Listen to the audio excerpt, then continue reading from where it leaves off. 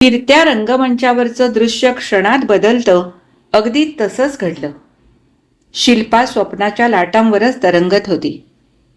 अमेरिकेत स्थायिक होऊ घातलेल्या संपन्न सुशिक्षित तरुणाची तू पत्नी होशील असं भविष्य जर महिनाभरापूर्वी तिला कुणी सांगितलं असतं तर शिल्पाने त्याला वेड्यातच काढलं असतं. पण आज जे तिने कधी स्वप्नातही बघितलं नाही ते प्रत्यक्षात साकारत होतं. 2 दिवसांनी तिचा अमितशी साखरपुडा होणार होता. आठवड्यात लग्न, 15 दिवसात मधुचंद्र. मग अमितचे एकट्याचे अमेरिकेला प्रयाण. पासपोर्ट, व्हिसा वगैरे सोपस्कार आटोपले की तिचंही उड्डाण. हे असं तिच्यासाठी फक्त कथा कादंबऱ्यात किंवा हिंदी सिनेमातच शक्य होतं. पण आज ती स्वतःच त्या चित्रपटाची, कथानकाची नायिका होती. वर्तमानपत्रातील एका कोपऱ्यातल्या जाहिरातीकडे डॅडींचं सहज लक्ष गेलं. महिना 1.5 महिन्यासाठी अमेरिकेतून आलेल्या युवकाला लग्न कर्तव्य होतं. स्थळाची माहिती त्रोटक असली तरी कुणाही वधूपित्याला आकर्षित करील अशीच होती. पत्ता वगैरेच्या भानगडीत न पडता डॅडींनी जाहिरातीत दिलेला फोन नंबर फिरवला आणि फोनवर मुलाशी, वडिलांशी बोलून भेटही ठरली. शिल्पाला आश्चर्य वाटलं. एरवी डॅडी स्वतःची प्रॅक्टिस, दवाखाना, ऑपरेशन्स यात इतके व्यस्त असत की घरातल्या बारीक सारीक गोष्टीत क्वचितच लक्ष घालत. त्यांचं एक तत्व होतं, एखादी गोष्ट त्यांनी मनावर घेतली की ती शेवटाला न्यायचीच. मनासारखं घडेपर्यंत स्वस्थ न बसणं हे डॅडींचं खास वैशिष्ट्य आणि त्यांच्या मेडिकल प्रोफेशनमधील यशाचं रहस्य देखील. त्या दिवशी फोनवरचं बोलणं संपवून ते काहीशा उत्साहातच शिल्पाच्या स्टडीमध्ये आले आणि तिच्या दोन्ही खांद्यांवर हात ठेवून म्हणाले, नाव watch the fun baby. I am going to scratch good fortune for you. Shilpa डॅडींची खास लाडातली. खरं तर तिला आता बेबी म्हटलेलं आवडत नसे, पण डॅडींना मात्र सारं काही माफ. घरात डॅडींच्या व्यक्तिमत्वाचा वचकच तसा होता. ते घरात नसले तरी असल्यासारखे वाटायचे. प्रायव्हेट प्रॅक्टिस, मेडिकल कॉलेजातली लेक्चर्स, दररोज 1-2 ऑपरेशन्स, कन्सल्टन्सी आणि सकाळपासून रात्रीपर्यंत ते व्यग्र असायचे. हार्ट स्पेशालिस्ट म्हणून त्यांचं नाव महाराष्ट्रातच नव्हे तर साऱ्या देशात प्रसिद्ध होतं. कुठून कुठून पत्रे यायची. 3-4 महिने अगोदर लोक अपॉइंटमेंट्स घ्यायचे. कुणाकुणाचे रेकमेंडेशन्स आणायचे. डॅडींचा हा उत्साह, त्यांच्या यशाची झेप, त्यांची कार्यमग्नता हे सारं शिल्पाला फार आवडायचं. तिला आश्चर्य वाटे की डॅडींना हे सारं जमतंच कसं.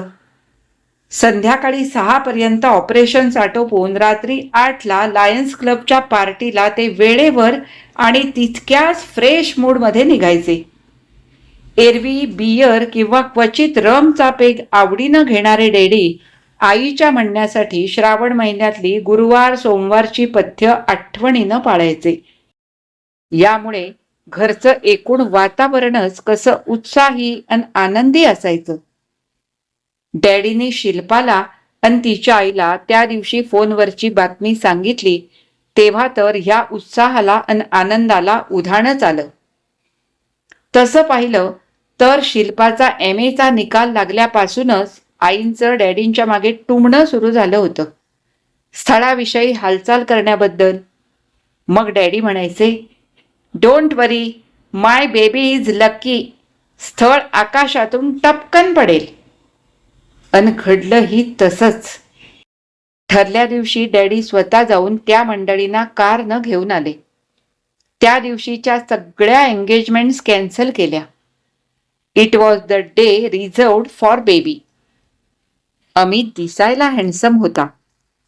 तशी शिल्पाने आशा अपेक्षांची यादी वगैरे नव्हती केली, पण त्या पहिल्याच भेटीत तिला तो आवडला. IITतून BTech, मग अमेरिकन युनिव्हर्सिटीतून कॉम्प्युटर सायन्समध्ये MS, काही दिवस रिसर्च असोसिएट, आणि मग एका नावाजलेल्या फर्ममध्ये आकर्षक पगाराची नोकरी. अमित कमीच बोलत होता. बोलण्यात उत्साही होते ते त्याचे वडील. मुलाच्या हुशारीचं कोडकौतुक त्यांच्या शब्दातून जाणवत होतं. मंडळी स्वभावाने मनमोकळी होती. अमित जे काही मोजकं बोलला त्यातून त्याच्या विचारांचा पारदर्शी स्वच्छपणा, प्रामाणिकपणा स्पष्ट जाणवत होता. पहिल्याच बैठकीत सगळं काही ठरलं. दोघांची परस्परांविषयीची पसंती कुणाला विचारावी लागलीच नाही. ती अमित शिल्पाच्या आनंदी डोळ्यांनीच सांगितली. अमितला परतण्याची घाई असल्याने सारं काही लवकर आटोपणं आवश्यक होतं. 2 दिवसांनी एंगेजमेंट ठरली. पण तत्पूर्वी अमित शिल्पाने परस्परांशी बोलून घ्यावं, मनमोकळेपणाने थोडंफार जाणून घ्यावं असं डॅडींचं मत पडलं. अमितच्या वडिलांनाही हे पटलं. आज सायंकाळी तिला फिरायला न्यायला अमित येणार होता. या भेटीसाठी ती जितकी उत्सुकली होती तितकीच अस्वस्थ देखील. रात्रभर डोळ्याला डोळा लागला नव्हता. पहिल्याच भेटीत काय बोलायचं, कसं बोलायचं या विचाराने मन सैरभैर झालं होतं. आतापर्यंत विसरायला झालेली एक घटना अचानक पाण्यातल्या मासोळीसारखी उसळून वर आली आणि ते बुडबुडे आणि तरंग ह्यात ती गुंतत गेली. अमितच्या जीवनाशी आता ती कायमची संलग्न होणार होती. मंगळसूत्राचं बंधन, सौभाग्याचं पावित्र्य, शरीराची एकरूपता, कधीही न बघितलेल्या न जाणलेल्या व्यक्तीशी अचानक समरस व्हायचं, सर्वार्थाने परिपूर्णतेने. मध्ये कसलाही आडपडदा नको. पहिल्याच भेटीत कितपत मोकळं व्हायचं, काय सांगायचं आणि काय राखायचं शिल्पाला काही सुचेनासं झालं. अमितची ही मनस्थिती फारशी वेगळी नव्हती. तशा त्याने परिचयातल्या नातेसंबंधांकडून चालून आलेल्या 2-3 मुली बघितल्या होत्या. पण शिल्पाचा मुग्ध लाघवी चेहरा, चांदण्यासारखं हसणं, ओठांऐवजी डोळ्यांनी बोलणं हे सारं त्याला एकदम आवडून गेलं. त्यामुळे घरी जाऊन विचार करून निर्णय देण्याचीही गरज वाटली नाही. 3-4 वर्ष अमेरिकेत राहून तिथल्या स्वतंत्र वातावरणाची मजा अनुभवून देखील त्याला आकर्षण होतं ते साध्या सोज्वळ भारतीय मुलीचं. 2 संस्कृतीतली तफावत तिकडे गेल्याबरोबरच त्याला जाणवली होती. तिथल्या काही गोष्टी चांगल्याही होत्या आणि काही इथल्या संस्कारात वाढलेल्या मनाला न पटणाऱ्या देखील. पण ज्या त्या मातीचा गुण ह्या अर्थाने अमित असल्या प्रकाराकडे बघत होता. एंगेजमेंट पूर्वी मोकळेपणाने बोलून घेण्याची कल्पना शिल्पाच्या डॅडींनी सुचवली तेव्हा त्याला काहीसं आश्चर्य वाटलं. पण अमेरिकेतील 3-4 वर्षांच्या वास्तव्याने त्याच्या मनाचं, स्वभावाचं जे काही परिवर्तन झालं होतं त्या भूमिकेतून ही भेट त्याला आवश्यकही वाटली.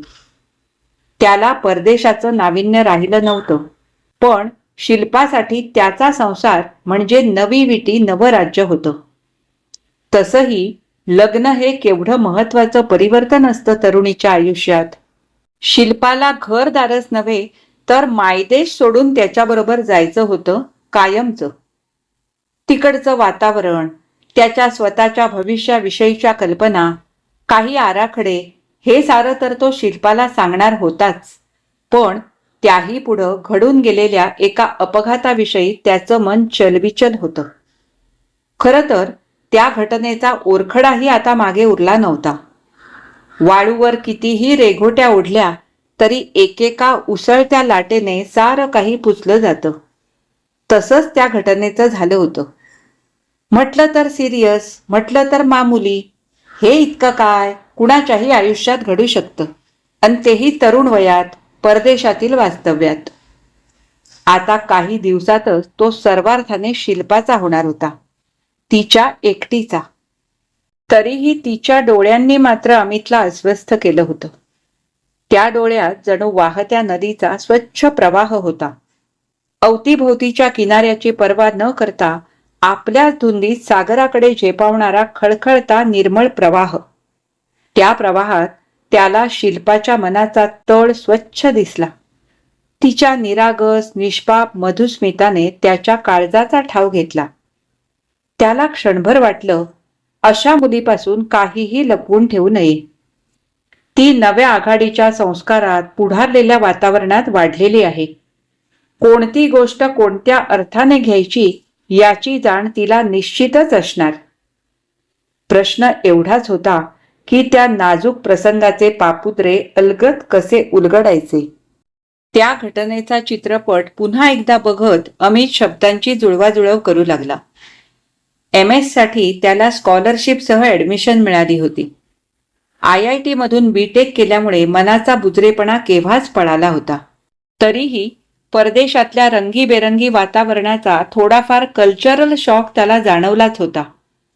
परदेशातील मुलामुलींसाठी एक डॉर्मेट्री होती. त्यात किचनसह सर्व सुखसोयी होत्या. स्वतंत्र रूम्स असल्या तरी मुलामुलींनी एकाच विंगमध्ये राहायचं ही कल्पना त्याला प्रथम विचित्र वाटली होती. पण हळूहळू त्या मोकळ्या वातावरणाची सवय झाली. आपल्याकडच्या तुलनेत इतर देशांतील 16-17 वर्षे वयाच्या मुलींच्या विचारातील प्रगल्भता, स्वतंत्र मतांचा आग्रह, मुलांमध्ये तितक्याच मोकळेपणाने मिसळण्याची वृत्ती हे अनपेक्षित तरीही अवास्तव वाटलं नाही. लंडनहून आलेली एलिझाबेथ त्याच्याच क्लासला होती. सगळे तिला लीज म्हणायचे. प्रथमपासूनच त्याची लीजची मैत्री जुळली होती. तिने जुळवून आणली होती. सुरुवातीला किचनमध्ये स्वतःचा ब्रेकफास्ट करताना त्याची धांदल उडाली तेव्हा लीजने आपणहून त्याला मदत केली. मग क्लासेस, प्रॅक्टिकल्स बरोबर असल्याने त्यांच्या खाण्यापिण्याच्या वेळाही जुळून आल्या होत्या. हॉस्टेलमध्ये कसलंच बंधन नव्हतं. पण तरीही कधी काही गडबड झाली किंवा वॉर्डनपर्यंत तक्रार गेली असं कधी घडलं नाही. रात्री उशिरापर्यंत मुलं मुली एकत्र बाहेर असायची. बाहेर क्लासमध्ये हिंडायची, खायची, प्यायची. तिथे जणू सगळं काही गृहीत धरल्यासारखंच होतं. म्हणून ना तक्रारीला वाव होता ना गोंधळाला. लीज खूप बडबडी होती. त्याच्याशी तर ती अगदी फ्री बोलायची. आई वडिलांनी घटस्फोट घेतल्यानंतर लीज आपल्या आजीकडे वाढली होती. त्या आजीने 50व्या वर्षी केलेल्या लग्नाचा आणि तितक्याच उत्साहाने साजऱ्या केलेल्या हनीमूनचा किस्सा तिने अमितला ऐकवला तेव्हा तो चाटच पडला होता. आचार विचारात, संस्कारात कितीही तफावत असली तरी कसेही ऍडजस्ट करून घेणारे आपल्याकडचे संसार आणि जितनी चाहे उतनी राहे या तत्वावर जोड्या बदलणारे तिकडचे संसार. अमितच्या स्वभावाला, विचाराला, धडाडीचा आणि धाडसाचा धक्का देण्याला लीजच्या सहवासाची बरीच मदत झाली. दोघेही मर्यादेबाहेर कधी गेली नाहीत. तरी लीजची गप्पा मारणं त्याला आवडायचं. वीकेंडला ती ह्या ना त्या मित्राबरोबर मजा करायला जायची. अमितलाही तिने कितीदा आग्रह केला, पण अमित त्या वाटेला गेला नाही. 2 दिवस बाहेर एकत्र राहायचं म्हणजे त्याने लीजचा हा आग्रह कटाक्षाने टाळला. पण एक दिवस मात्र लीजची आजी वारल्याचं पत्र आलं होतं. ते घेऊन ती सायंकाळी अमितच्या रूमवर आली. आपल्या लाडक्या आजीच्या कितीतरी आठवणी सांगू लागली. आज कधी नव्हे तो तिचा गळा दाटून आला. डोळ्यात आसवं आली. अमित एकदम गांगरून गेला. त्याला सुचेना काय करावं, कसा धीर द्यावा लीजला. त्याने पुढे होऊन तिची आसवं पुसली. तशी ती एकदम त्याला बिलगली आणि त्याच्या खांद्यावरच विसावली. पहिला स्पर्श, उसळत्या तारुण्याचा, भावनेच्या आवेगाचा. अमितचे हात तिच्या केसातून फिरू लागले. तिने त्याला अधिकच आवेगात मिठी मारली. त्या उष्ण स्पर्शाने अमित गुदमरून गेला. लीजने आपल्या दोन्ही तळव्यात अमितचा चेहरा फुलासारखा धरला आणि त्याच्या गालांवर, ओठांवर चुंबनांची बरसात केली. आसवानी ओलेत्या झालेल्या लीजच्या चेहऱ्याचा खारा गोड स्पर्श विजेच्या लहरीसारखा त्याच्या शरीरात खेळून गेला. एका प्रचंड धबधब्यासारख्या त्या स्पर्शाच्या धारा त्यांच्या सर्वांगाला चिंब भिजवून गेल्या. घडलं ते एवढंच. पुढची पायरी ना त्याने ओलांडली ना तिने. लीज त्याच्या मिठीत होती कितीतरी वेळ. लीजने त्याची चुंबने घेतली होती. कितीतरी. या स्पर्शाचा अर्थ, त्या स्पर्शाचा रंग, गंध त्या क्षणी तरी दोघांनाही अज्ञातच होता. पुढेही तो अज्ञातच राहिला. कोर्स संपल्यानंतर दोघांची ताटातूट होईपर्यंत. काही दिवस लीजची पत्र आली. पुढे तीही बंद झाली. म्हटलं तर ह्या घटनेला महत्व होतं. म्हटलं तर सारं काही क्षुल्लक होतं. आपण एका तरुणीच्या मिठीत होतो. आपण तिला चुंबने घेऊ दिलीत. अपघाती क्षणी आकस्मिकरित्या का होईना स्पर्शसुख अनुभवलं. हे सारं वाग्दत्त वधूला कसं अन कितपत सांगायचं? अमित भोवऱ्यात फिरत राहिला. शिल्पा छतावर गर गर फिरणाऱ्या पंख्याकडे बघत होती. टेबल लॅम्पचा निळा मंद प्रकाश, शांत वातावरणात फक्त घड्याळाचा टिक टिक आवाज अन सोबतीला छतावरल्या पंख्यासारखंच भिरभिरणारं विचारचक्र. शिल्पाला काही सुचेना. उद्या ती अमितला भेटणार होती. पहिली वहिली मोकळी भेट. मग काही दिवसातच दोघांच्या जीवनाचे प्रवाह एक होणार कायमचे. आत दडलेली मासोळी पुन्हा टणकन उडून वर आली अन शिल्पा क्षणभर दचकली. आठवणींची टेप रिवाइंडिंग सारखी मागे फिरू लागली. आनंद, तिचा मामेभाऊ 4 दिवसांसाठी मुंबईला आला होता. तसे घरी नात्या गोत्याचे कुणी क्वचितच यायचे. एकतर सारे दूर दूर राहणारे, मुंबईविषयी मनात धास्तीच. आले तरी उभ्या उभ्या भेटून जाणारेच जास्त. आनंद मात्र पहिल्यांदाच मुंबईला आला आणि 4-5 दिवस, त्यापैकी 1 दिवस खास शिल्पाच्या आग्रहाखातर राहून गेला. आनंदच्या सहवासात शिल्पाला प्रथमच जाणवलं, आपल्याला अनेक गोष्टी माहीतच नाहीत. आपलं वाचन काहीच नाही. शहरी वातावरणाचा गंध नसूनही आनंदचं सामान्य ज्ञान अफाट होतं. त्याचं वाचन तर प्रचंड होतं. कथा, कादंबऱ्या, तत्वज्ञान, नाटकं, इतिहास, कितीतरी विषयांवर त्याने चौफेर वाचलं होतं. वयात केवढं अंतर असूनही तो डॅडींशी किती आत्मविश्वासाने बोलायचा. त्याची आवड निवडही वेगळीच होती. आर्ट गॅलरीतल्या चित्रप्रदर्शनाला तो शिल्पाला आग्रहाने घेऊन गेला. एरवी ती चित्र अन त्यातलं आर्ट शिल्पाला निश्चितच समजलं नसतं. पण आनंदचं एकेका चित्रावरचं भाष्य, कवितेसारखे आतले पापुद्रे उलगडून दाखवण्याचं कसब, हे सारं शिल्पाला स्तिमित करून गेलं. त्या 4-5 दिवसात ती केवळ आनंदमय झाली होती. त्याचा प्रत्येक शब्द तिने फुलासारखा झेलला. त्याच्या सहवासातल्या प्रत्येक क्षण तिने अधाशासारखा टिपला. अगदी तो क्षण देखील. दुसऱ्या दिवशी पहाटेच आनंद परतणार होता. आदल्या रात्री दोघेही शिल्पाच्या स्टडीमध्ये गप्पा मारित होते. आनंद शिल्पाला वर्ड्सवर्थच्या एका कवितेचं रहस्य समजावून देत होता.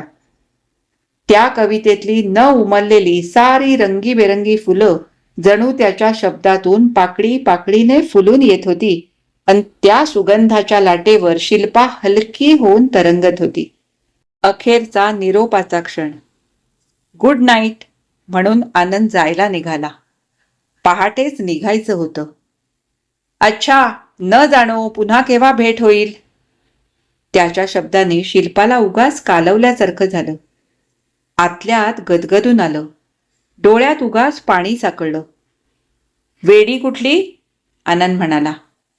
तिला काही कळायच्या आतच त्याने शिल्पाला जवळ घेतलं आणि तिचं एक दीर्घ चुंबन घेतलं. शिल्पाचा झुला आकाशात गेला.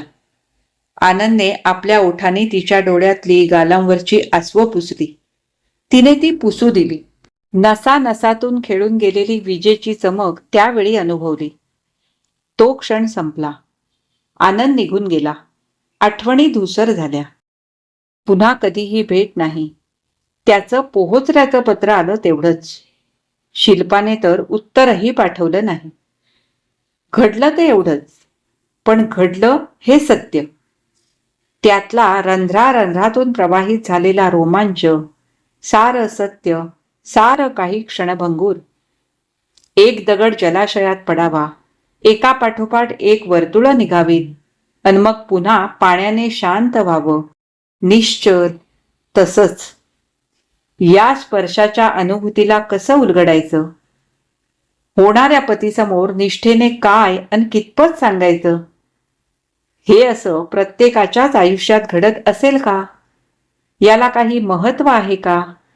हे विसरून जायचं की उगाळत बसायचं? पहाट झाली तरी शिल्पाला उत्तरं गवसली नाहीत ती नाहीच. घरातल्या देवाला आणि आई डॅडींना नमस्कार करून ती अमित बरोबर फिरायला निघाली. अमितचं ड्रायव्हिंग किती सहज होतं. तसं पाहिलं तर त्याला परदेशातील शिस्त, ट्रॅफिकची सवय असणार, पण या गजबजलेल्या रहदारीतूनही तो सहजपणे कार चालवित होता. मधून मधून तिच्याशी बोलत होता, तिलाही बोलतं करीत होता. चौपाटी नेहमीसारखीच गजबजलेली होती. जागेचं, वेळेचं, सोयीचं बंधन असलेली जोडपी आकाशाखाली आपापल्या आकाश पाळण्यात झुलत होती. अमितने शिल्पाचा हात हातात घेतला. तिचं हृदय उगाचच धडधडायला लागलं. अमितच्याही मनातल्या लाटा आतल्या आत खिदळत होत्याच. शिल्पाच्या बोटात गुंतलेली त्याची बोटं मनातल्या विचारांसारखीच चाळवाचाळव करीत होती. मावळत्या सूर्याने क्षितिजाला लालीलाल केलं. आकाशाच्या कॅनव्हासवर रंगांची मोहक उधळण सुरू झाली. ओल्या वाळूत अमितने शिल्पाला हात धरून बसवलं. शिल्पा, मी कुणी फिलॉसॉफर वगैरे नाही, पण एक साधा कम्प्युटर इंजिनियर आहे. आमच्या कम्प्युटरची मेमरी प्रचंड असते. त्यात बरंच काही साठवलेलं असतं, पण त्यातलं काय आणि किती वापरायचं हे खरं प्रोग्रॅमिंगचं कौशल्य असतं. त्यात आतल्या आत बरेच काही लूप्स असतात. एकच उत्तर अनेक प्रकारांनी मिळवता येतं. महत्व उत्तराचं नाही, ते किती सोप्या पद्धतीने आणि किती लवकर मिळतं याला महत्व असतं. आयुष्याचा मी फारसा खोलवर विचार केलेला नाही, तुला म्हणून खरं सांगतो. पण मला वाटतं गेलेला भूतकाळ हा आपला दोघांचा वेगवेगळा कालप्रवाह होता. तो कुठून आला, कसा वाहत गेला याला आता तेवढं महत्व नाही. या पुढचा भविष्यकाळ मात्र आपला दोघांचा राहणार आहे. दोघांचाही एक प्रवाह. महत्व काल घडून गेल्याचं नाही, तर उद्या काय घडणार, परवा आपण काय घडवणार याचं आहे. अन या जडणघडणीत मात्र आपल्याला साथ हवी असणार आहे, ती परस्परांच्या विश्वासाची आणि प्रेमाची देखील. कॉम्प्युटरला फक्त निर्णय देता येतात, प्रेम नाही करता येत माणसासारखं. मला तुला एवढंच सांगायचं होतं. अमित बोलायचा थांबला. शिल्पा त्याच्या डोळ्यात बघत राहिली. तिला काय बोलावं हे सुचेना. आपल्या हातातला अमितचा हात तिने घट्ट दाबला. मलाही हेच सांगायचं होतं, असंच काहीतरी, एवढंच ती म्हणाली. तू काहीच सांगू नकोस, तुझ्या डोळ्यांनाच बोलू दे. आता कॉम्प्युटरच्या भाषेबरोबरच मला तुझ्या डोळ्यांचीही भाषा शिकायची आहे. एक समुद्राची लाट आली आणि किनाऱ्यावरच्या त्या दोघांना भिजवून गेली, आकाश पाळण्यात झुलवून गेली. ही कथा इथेच संपली. आज मी वाचलेली कसे काय सांगू तुला ही डॉक्टर विजय पांढरीपांडे यांची कथा तुम्हाला कशी वाटली हे मला कमेंट करून अवश्य कळवा. आवडली असेल तर लाईक करा, जास्तीत जास्त शेअर करा, आणि जर तुम्ही माझ्या चॅनलवर नवीन असाल तर चॅनलला सबस्क्राईब करून सोबतचं बेल आयकॉन दाबायला अजिबात विसरू नका. आता आपण पुन्हा भेटू अशाच एखाद्या छानशा कथा किंवा कादंबरी वाचनासाठी. तोपर्यंत मी तुमचा निरोप घेते. धन्यवाद.